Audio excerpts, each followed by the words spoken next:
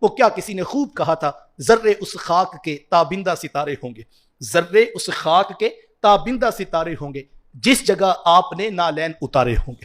زمین پر پڑے ہوئے ریت کے وہ ذرے، وہ خاک ہے، وہ مٹی ہے، اس کی کوئی قیمت نہیں۔ کتنی مٹی ہماری گلیوں میں پڑی ہے، کبھی کسی نے اٹھا کے بوتلوں میں سنبھالی نہیں کہ یہ بڑی قیمتی شے ہے، سب کو پتا ہے یہ خاک ہے، یہ مٹی ہے، اس کی کیا قیمت۔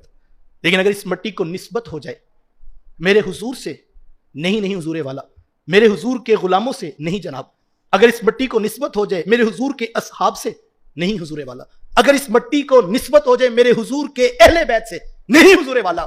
مضمون کیا ہے؟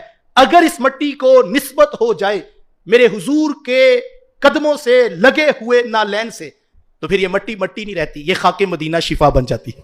اور پھر اس مٹی کا یہ عالم ہے کہ آسمان کے ستارے بھی اس کی عظمتوں کا مقابلہ نہیں کر سکتے۔ اور میں یہ بھی بتا دوں، وہ یہ نہ کہے کہ یہ کیا بات ہوئی جناب، ایک شعر پڑھا اور اسی سے ساری عظمتیں بیان کر دی۔ تو اردو کا شعر تو میں نے صرف مفہوم سمجھانے کے لیے آپ کو نسبتوں کی عظمتوں کا حوالہ بتایا ہے، لیکن اگر آپ قرآن کے لہجے سے نسبت کا عنوان سمجھنا چاہیں تو قرآن نے اس سے بھی آگے کی بات کی ہے۔ قرآن نے کیا کہا؟ وَالْعَادِيَاتِ ضَبْحًا فَالْمُورِيَاتِ قَدْحًا فَالْمُغِيرَاتِ صُبْحًا فَأَثَرْنَ بِهِ نَقْعًا فَوَسَّطْنَ بِهِ جَمْعًا۔ ذرا قرآن کا لہجہ تو دیکھیں، ذرا اسلوب تو سیکھیے، قرآن بتانا کیا چاہتا ہے۔ کس شے کی قسم اٹھائی؟ محبوب کے غلاموں کے گھوڑوں کے قدموں سے لگی ہوئی کھریوں کے پتھروں سے ٹکرانے کے بعد ایک لمحے کے لیے جو شرارہ پیدا ہوتا ہے، رب فرماتا ہے محبوب میں رب ہو کے اس شرارے کی بھی قسم اٹھاتا ہوں۔ تو یہاں نسبت کا ذرا حوالہ دیکھیے، محبوب کی قسم نہیں اٹھائی گئی، محبوب کے غلاموں کی بھی قسم نہیں، محبوب کے غلاموں کے گھوڑوں کی بھی نہیں، محبوب کے غلاموں کے گھوڑوں کے قدموں کی بھی نہیں، محبوب کے غلاموں کے گھوڑوں کے قدموں سے لگی ہوئی کھریاں نہیں جناب، اس کی بھی نہیں، محبوب کے غلاموں کے گھوڑوں کے قدموں سے لگی ہوئی کھریوں کے پتھروں سے ٹکرانے کے بعد جو ایک لمحے کے لیے ایک آگ کا چھوٹا سا شرارہ پیدا ہوتا ہے، رب فرماتا ہے محبوب میں رب ہو کے اس شرارے کی بھی قسم اٹھاتا ہوں۔ مجھے بتائیے یہ شان کس کی ہے؟ جس گھوڑے پہ محبوب کا غلام بیٹھ جائے، اس گھوڑے کے قدموں سے لگی ہوئی کھریوں کے پتھروں سے ٹکرانے کے بعد جو ایک آگ کا شرارہ پیدا ہوتا ہے، رب کو تو وہ بھی پیارا لگتا ہے۔ تو مجھے بتائیں جو ابو بکر و عمر ساری زندگی میرے رسول نے اپنے سینے سے لگا کے رکھے، حضور کے رب کو وہ کتنے پیارے لگتے ہوں گے۔ جو ساری زندگی شانہ بشانہ جناب عمر تلوار لے کے کھڑے رہے، میرے حضور کے رب کو وہ کتنے پیارے لگتے ہوں گے۔ جب اسلام میں داخل ہوئے جناب عمر، اللہ اکبر، اسلام کو شان و شوکت ملی اور اسلام کی عظمتیں اتنی بلند ہو گئیں کہ حضرت عمر رضی اللہ تعالیٰ عنہ نے پوچھا کہ حضور ہم حق پر نہیں ہیں؟ کہا ہم حق پر ہیں۔